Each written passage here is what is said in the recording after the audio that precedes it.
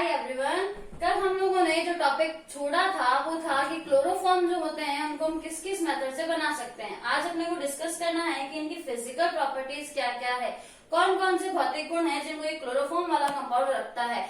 पहली अगर अपन physical property बात करें कि इसकी स्मेल कैसी है, इसका ऑर्डर कैसा है, गंध कैसी है, तो ये स्वीट स्मेलिंग वॉलेटाइल लिक्विड है, यानी कि वाष्पशील द्रव है। द्रव अवस्था में मिलेंगे, वाष्पशील होंगे, वेपराइज्ड हो सकते हैं। और तीसरा अपना जो है वो स्वीट स्मेलिंग यानी कि मीठी गंध वाले ये द्रव होते हैं। अगला देखो, वाटर इनसॉल्युबल, पानी के अंदर नहीं घुलते हैं, जल में अविलय है। हेवियर देन वाटर, जल से भारी हैं। और अगला फेंट एजेंट, सबसे इंपॉर्टेंट इनकी प्रॉपर्टी है, इनके सूंघने से बेहोशी आती है। बेहोशी इसका मतलब क्या, आपने देखा होगा ना बहुत सारी मूवीज के अंदर रुमाल के ऊपर एक लिक्विड डालते हैं किडनैप करने के लिए और उसको स्मेल करवा के वो बेहोश हो जाता है और उसको ले जाते हैं। वो क्या होता है, वो आपका यही क्लोरोफॉर्म होता है। तो इस क्लोरोफॉर्म का बेस्ट यूज हमारे पास में यही है कि इसके सूंघने से बेहोशी आती है, इसकी वजह से इसको अपन फेंट एजेंट बोलते हैं। ठीक है, तो ये हमारे यहाँ पर फिजिकल प्रॉपर्टीज हो जाती है। अपन ये चेक करते हैं कि कौन कौन सी केमिकल रिएक्शंस इनके द्वारा दी जाती है। देखो, पहली केमिकल रिएक्शन जो हम यहाँ पर चेक कर रहे हैं वो है ऑक्सीडेशन, ऑक्सीकरण अभिक्रिया। क्लोरोफॉर्म का अगर अपन वायु की उपस्थिति में, ऑक्सीजन की उपस्थिति में ऑक्सीडेशन करवाते हैं तो क्या होगा, यहाँ से ये Cl के मॉलिक्यूल HCl का मॉलिक्यूल बाहर निकल जाता है। ऑक्सीजन के इंसर्शन से कार्बोनिल क्लोराइड यानी कि फॉस्जीन गैस हमारे पास बन करके आती है। हमने ऑलरेडी इसको भी डिस्कस किया हुआ है कि फॉस्जीन गैस जो है वो एक पॉइजनस गैस होती है, अपने लिए अच्छी नहीं होती है, प्राण घातक गैस होती है। देखो क्या करते हैं, ये जो क्लोरोफॉर्म है ना, इसको आपने देखा होगा जब भी लेबोरेटरी के अंदर क्लोरोफॉर्म को रखा जाता है तो ब्राउन बॉटल्स के अंदर ऊपर तक पूरा भर करके रखा जाता है। कारण क्या होता है, उसका वो ऑक्सीडाइज बहुत जल्दी हो जाता है और उसको ऑक्सीडेशन से रोकने के लिए उसको ऊपर तक पूरा भर करके ब्राउन बॉटल्स में रखा जाता है। अब देखो नुकसान क्या होगा, अगर क्लोरोफॉर्म को अपन ने वायु की उपस्थिति में बाहर छोड़ दिया होगा प्रेजेंस ऑफ एयर के अंदर, तो ये क्या करेगा, ये जो फॉस्जीन गैस है वो बन जाएगी ऑक्सीडेशन के कारण। अब ये फॉस्जीन गैस हमारे लिए अच्छी तो है नहीं, तो क्या करने वाले हैं अपन, ये करेंगे कि ये फॉस्जीन गैस जो है अगर ये बन गई है तो इसको किसी तरीके से दूसरी केमिकल रिएक्शन के थ्रू दूसरे ऐसे कंपाउंड में चेंज कर दे जो हमारे लिए नुकसानदायक ना हो। तो क्या करवाया जाता है, इस फॉस्जीन को रिएक्ट करवाया जाता है आपका एथेनॉल के साथ में। एथेनॉल क्या होता है अपना C2H5OH, ये मॉलिक्यूल, ये C2H5OH के साथ में इसको रिएक्ट करवा दिया जाता है। ये HCl के मॉलिक्यूल्स यहाँ से बाहर निकल जाते हैं और इनके बाहर निकलने से देखो क्या बन रहा है, C2H5 डबल है अपने पास में, CO ये रहा, 2 O ये रहे, CO3 एथिल कार्बोनेट जैसे कंपाउंड हमारे पास बन करके आते हैं जो हमारे लिए पॉइजनस नहीं होते हैं। तो क्या करना है, अगर ये बन गया है कोई दिक्कत नहीं है, इसको अपन दूसरे केमिकल रिएक्शन के थ्रू यूजफुल अपने मॉलिक्यूल के अंदर कन्वर्ट कर लेंगे जिससे हमारे लिए नुकसानदायक नहीं रहेगा। अब देखो, अपने को एक चीज ये भी पता है कि ये जो क्लोरोफॉर्म है उसका मेडिसिनल यूज है, अपन इसको औषधि के रूप में भी काम में लेते हैं।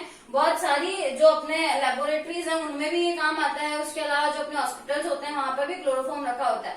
अब देखो, अगर मेडिसिन यूज के लिए ले रहे हैं और सोचो अगर वो ऑक्सीडाइज्ड हो गया होगा तो फॉस्जीन गैस बन गई होगी, चले थे बेहोश करने के लिए वो इंसान टपक गया, तो क्या करना है, बचाना है उसको बचाने के लिए क्या करना है, ये चेक करना पड़ेगा कि आपका जो क्लोरोफॉर्म है वो ऑक्सीडाइज हुआ है या नहीं हुआ है। इसके लिए क्या करो, इसके अंदर मिला दो आप AgNO3 silver nitrate. Silver nitrate को मिलाने से क्या होगा, अगर इस क्लोरोफॉर्म का ये फॉस्जीन बन चुका होगा तो सिल्वर नाइट्रेट के साथ ये रिएक्ट करके AgCl का मॉलिक्यूल बनेगा जो अपने को पता है व्हाइट PPT लेकर के नीचे पैनल में बैठ जाएगा।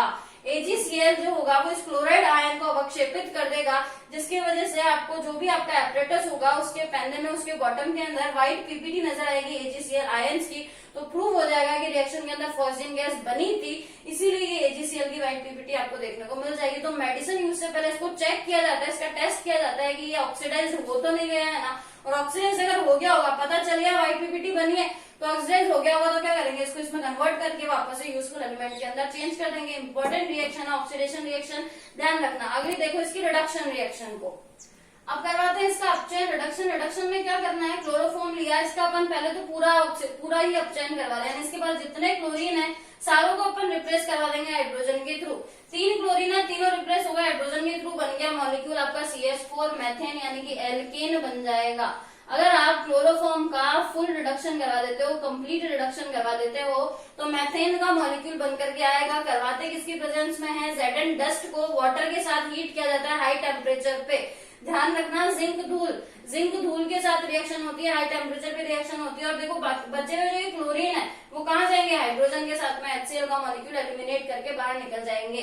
दूसरी देखो, अगर माइल्ड कंडीशन यानी कि अपन चाहते हैं इसका आंशिक अपचयन ही हो, पूरा अपचयन ना हो, तो क्या करो, एक क्लोरीन को यहाँ से हटाओ, एक हाइड्रोजन को यहाँ पर जोड़ो, तो कन्वर्ट हो जाएगा आपका CH2Cl2 यानी मैथिलीन क्लोराइड में। अपने को पता है CH2 को अपन मैथिलीन बोलते हैं, ये जो CH2 होता है इसको मैथिलीन बोला जाता है। तो यहाँ आपका कंपाउंड जो बनकर के आया है वो मैथिलीन क्लोराइड है। गौर से देखो, डाई हैलोजन डेरिवेटिव है, दोनों एक ही कार्बन के ऊपर Cl है। कौन सा पढ़ा था, विसिलिक एग्जामिनल डाइहैलाइड अपन ने। बाद में देखो ये HCl का मॉलिक्यूल यहाँ से अपना बाहर निकल जाता है और रिडक्शन रिएक्शन जो है वो कंप्लीट हो जाती है। अगली रिएक्शन हाइड्रोलाइसिस, क्लोरोफॉर्म के ऊपर डाल दो पानी डाला तो क्या करा, यहाँ पर अपने क्लोरोफॉर्म के जो Cl है ये क्लोरीन सब्स्टिट्यूट हो जाएंगे इस एक्वस KOH का, जो ये OH है अपना न्यूक्लियोफाइल है, इसके थ्रू 3 Cl थे, तीनों KOH से अपन ने इसको रिप्लेस करवा दिया, तो क्या मॉलिक्यूल बाहर हो गया, KCl का मॉलिक्यूल अपना यहाँ बाहर हो जाता है। अपन जानते हैं कार्बन के ऊपर 2 OH ग्रुप अनस्टेबल होते हैं, यहाँ से वापस H2O का मॉलिक्यूल बाहर निकाल दो, ये H2O का मॉलिक्यूल बाहर निकाला, यहाँ आ जाएगा C डबल बॉन्ड O और ये बन जाएगा आपका एसिड। अब देखो रिएक्शन में आपने बेस को काम में लिया हुआ है, ये एसिड है, एसिड भी है, रिएक्शन में आपने बेस को काम में लिया हुआ है, तो ये एसिड और बेस आपस में रिएक्शन करके सॉल्ट बना देंगे। तो ये जो एसिड होगा उसका आपको, क्योंकि आपने KOH काम में लिया है तो पोटेशियम सॉल्ट देखने को मिलेगा, अगर NaOH काम में लिया होता तो सोडियम सॉल्ट यहाँ पर आपको देखने को मिल जाता। यानी कि अगर अपन हाइड्रोलाइसिस करवाते हैं क्लोरोफॉर्म का तो जो प्रोडक्ट अपने पास बनकर के आता है वो एक एसिड होता है, या यूं कह दे कि एसिड का डेरिवेटिव होता है। रीजन रिएक्शन के अंदर हमने बेस को काम में लिया हुआ है, रिएक्शन हम देख ही पा रहे हैं यहाँ पर सब्स्टिट्यूशन रिएक्शन है, Cl जो है वो OH के थ्रू रिप्लेस हो रहा है, इसलिए ये रिएक्शन जो है वो सब्स्टिट्यूशन रिएक्शन यहाँ पर बन करके आती है। नेक्स्ट रिएक्शन देखो, सिल्वर पाउडर के साथ रिएक्शन करवानी है, ये AgCl का मॉलिक्यूल बहुत ही क्लियर नजर आ रहा है अपने को निकलता हुआ। क्लोरोफॉर्म के 2 मॉलिक्यूल अपन ने यहाँ पर काम में लिए हैं, क्लोरोफॉर्म के दोनों मॉलिक्यूल के साथ में अपना 6 Ag काम में आया, क्योंकि 3 Cl इसके पास है, 3 Cl इसके पास है, 6 AgCl बाहर हो जाएगा और रिएक्शन के अंदर आपके पास में एल्काइन बन करके आएंगी, यानी एल्काइन सिंथेसिस के लिए अपन क्लोरोफॉर्म को यूज में ले सकते हैं। ठीक है, अगली रिएक्शन देखो, इंपॉर्टेंट रिएक्शन है अगली रिएक्शन अपनी। एसीटोन के साथ अगर अपन रिएक्शन करवाते हैं तो ये बॉन्ड पोलैरिटी अपना, ऑक्सीजन के ऊपर नेगेटिव, कार्बन के ऊपर पॉजिटिव, और यहाँ बॉन्ड पोलैरिटी कुछ ऐसे, इस पे आपका पॉजिटिव, इस पे आपका नेगेटिव। पॉजिटिव इस कार्बन पर है, इस कार्बन को तो इस कार्बन से जोड़ दो, इस पर नेगेटिव है, ये हाइड्रोजन यहाँ पर जोड़ दो, तो O के साथ तो क्या आ गया H, और इस कार्बन के साथ आपका ये पूरा का पूरा ग्रुप। इंपॉर्टेंट जो कंपाउंड बन के आया वो है क्लोरेटोन। क्लोरेटोन जो है वो निद्राकारी औषधि यानी कि मेडिसिन होती है जो सुलाने के काम आती है। मोस्टली ये समुद्री बीमारियों के अंदर काम में ली जाने वाली अपनी मेडिसिन है, तो अपन ने इसको बोल दिया कि ये निद्राकारी अपने पास औषधि यहाँ पर बन करके आती है।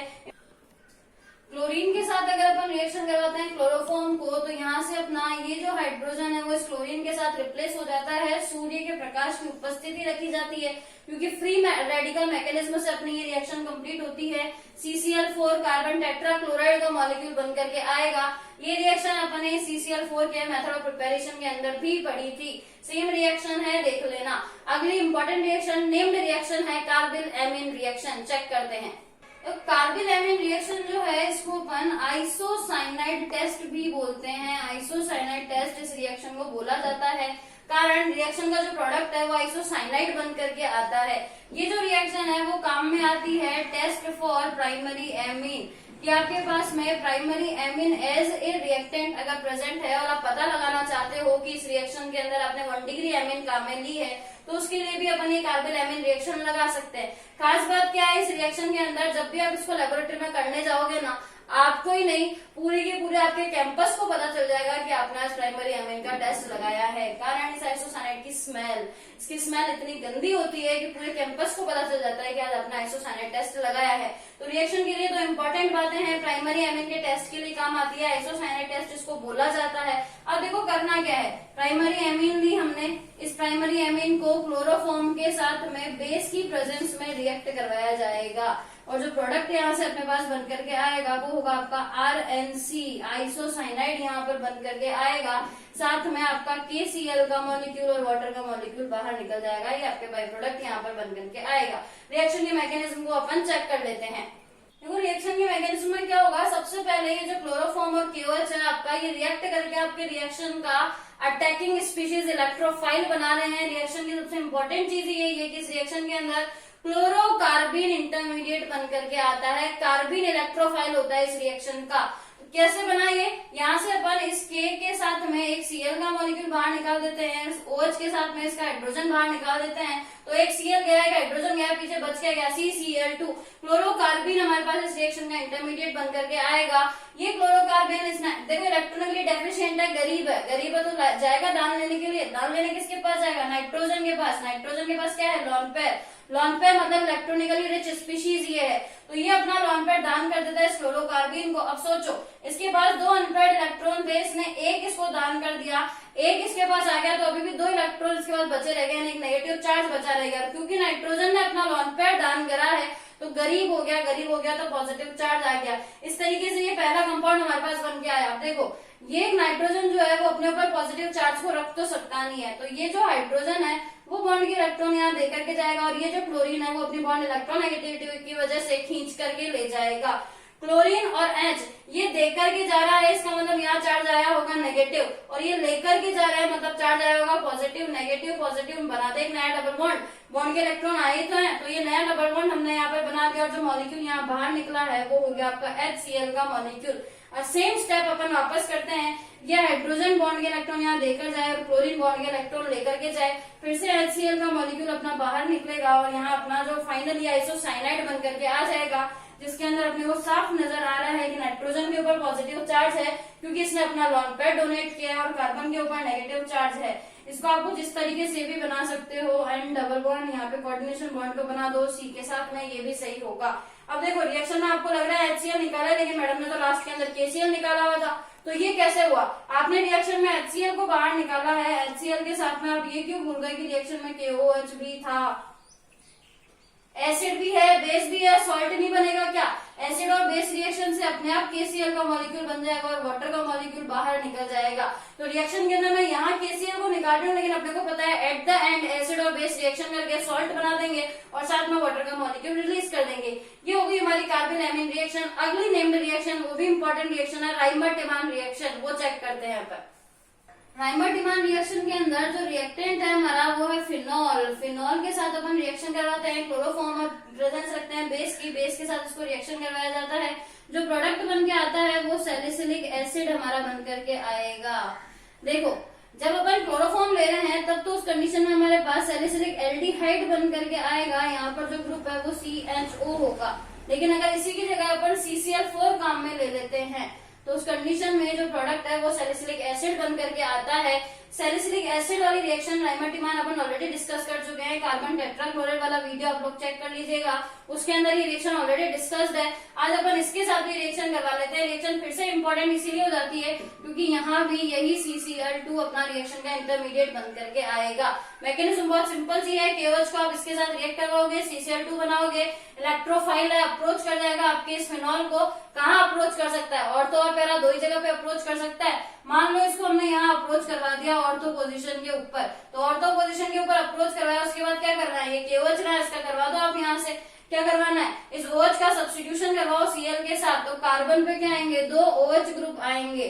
कार्बन पे 2 OH ग्रुप आपके पास आएगा, ये एक वैलेंस से तो कार्बन की अपनी रिंग से जुड़ी हुई है ही है। यहाँ से H2O का मॉलिक्यूल वापस बाहर निकाल दोगे तो यहाँ पे आपका C डबल बॉन्ड O बन करके आ जाएगा। इस कार्बन के ऊपर जो नेगेटिव चार्ज है ये H+ को एब्स्ट्रैक्ट करके यहाँ से अपना C double bond OH aldehyde group बना देगा। और ये ग्रुप कहाँ अप्रोच कर रहा है, अपन ने कहाँ जोड़ा है इसको, ऑर्थो पोजीशन के ऊपर। मैकेनिज्म वैसी ही है जैसी हमने ऑलरेडी डिस्कस की हुई थी राइमर-टिमान, ऐसा है उसमें जो अपन ने CCl4 के साथ रिएक्शन करवाई थी ना, वहां पर सेम मैकेनिज्म ही है। इसको अपन बोल देते हैं फॉर्माइलेशन रिएक्शन। कारण अपन ने इंसर्शन करवाया है CHO ग्रुप का और इस ग्रुप को फॉर्मिल ग्रुप कहा जाता है। तो फॉर्मिल ग्रुप के इंसर्शन के कारण इसको राइमर-टिमान फॉर्माइलेशन रिएक्शन बोला जाता है। ठीक है, अब यहाँ पर ये अपने क्लोरोफॉर्म की केमिकल रिएक्शंस खत्म हो जाती है। पॉलीहेलोजन डेरिवेटिव जो अपन ने चैप्टर स्टार्ट किया था, ऑलमोस्ट आज अपना एंड होने पे एक छोटा सा टॉपिक और बच जाता है अपना, वो है DDT। DDT के बारे में अपन इसकी स्ट्रक्चर को देख लेते हैं क्योंकि DDT की स्ट्रक्चर पे क्वेश्चन हर एग्जाम के अंदर पूछा जाता है। तो इसकी स्ट्रक्चर, उसके बारे में अपन फैक्ट देख लेते हैं वो क्या क्या है। Check it out. डीडीटी की स्ट्रक्चर पे हमारे पास हमेशा क्वेश्चन आता है, तो इसकी स्ट्रक्चर को ध्यान से देख लो। अपन इसका आईयूपीएसी नोमेनक्लेचर कर लेते हैं। देखो ये रही कार्बन चेन 1 2। अब बताओ यही आएगी ना अपने पास में जो कार्बन चेन है वो। अब इसके अंदर कंडीशन देखो आपकी क्या क्या किस किस पोजीशन के ऊपर अपना जुड़ा हुआ है। 1 और पोजीशन के ऊपर अपने दोनों तरफ सेम ही कंपाउंड है। वो सेम कंपाउंड कौन सा है अपना, इसको देखो ये क्या है आपका पैरा पोजीशन के ऊपर क्लोरीन जुड़ा हुआ है। और है कौन, ये फेनिल है अपना। इसके अंदर भी देखो पैरा पोजीशन के ऊपर, ये पैरा पोजीशन तो हुई ना, जस्ट अपोजिट पोजीशन है, तो इस पैरा पोजीशन के ऊपर अपना वापस से क्लोरो जुड़ा हुआ है और ये फेनिल है। तो दोनों सेम ही है, तो अपन इसको लिख दिया para para dash dichloro diphenyl. ये डाई क्लोरो डाई फेनिल क्यों लिखा, कि दोनों के अंदर ही पैरा पोजीशन के ऊपर क्लोरीन है और दोनों ही पोजीशन के ऊपर अपना फेनिल ग्रुप है, इसलिए लिख दिया डाई क्लोरो डाई फेनिल। अब देखो ट्राई क्लोरोइथेन क्यों लिखा, इस कार्बन की तीनों वैलेंसी किसने कंप्लीट करी हुई आपकी, क्लोरीन ने, इसीलिए अपन ने इसको लिखा कि ये ट्राई क्लोरो इथेन मॉलिक्यूल अपना यहाँ पर बन करके आएगा। इसका आईयूपीएसी नेम भी इंपॉर्टेंट है, डीडीटी शॉर्ट फॉर्म है इसकी, ये इसकी फुल फॉर्म रही। नेम भी इंपॉर्टेंट है, स्ट्रक्चर भी इंपॉर्टेंट है, स्ट्रक्चर बेस्ड क्वेश्चन अपने पास बन करके आता है, स्ट्रक्चर को ध्यान रखिएगा। डीडीटी का यूज क्या है, देखो आपको सबको पता है कि डीडीटी जो है वो एक कीटनाशक है, कीटों को मारने का काम करता है। पेड़ पौधों के अंदर अपन पाउडर डालते हैं, इसका क्यों डालते हैं, ताकि उसके आसपास उस जितने भी जानवर है वो मर जाए, वो जो पेड़ है आपका उसको नुकसान ना हो। पर खुद सोचो कि ये अपने पेड़ पौधों के लिए कितना नुकसानदायक हो सकता है। जब ये उन जानवरों को मार रहा है, इतना जहर है इसके अंदर, तो जो अपन पेड़ पौधे इससे उगा रहे हैं, जो खेती अपन इससे कर रहे हैं, उसमें भी तो कहीं ना कहीं इसका थोड़ा अमाउंट तो जाएगा ही, और वो जो अमाउंट जाएगा वो हमारे लिए नुकसानदायक होगा। इसीलिए डीडीटी का यूज जो है वो बैंड कर दिया गया था गवर्नमेंट के द्वारा, पर अभी भी हम लोग इसको यूज तो लेते हैं, बहुत सारे लोग इसको यूज में लेते हैं, पर मिसयूज है, ये ध्यान रखना। अपने पास जो क्वेश्चन आएगा एग्जाम बेस अगर अपन बात करते हैं तो केवल स्ट्रक्चर पे आएगा, स्ट्रक्चर ध्यान रखना, नाम ध्यान रखना। इसी के साथ अपना आज पॉलीहैलोजन डेरिवेटिव वाला चैप्टर यहाँ पर खत्म हो जाता है। जल्द ही मिलेंगे एक नए वीडियो लेक्चर के साथ, तब तक के लिए कीप स्टडी।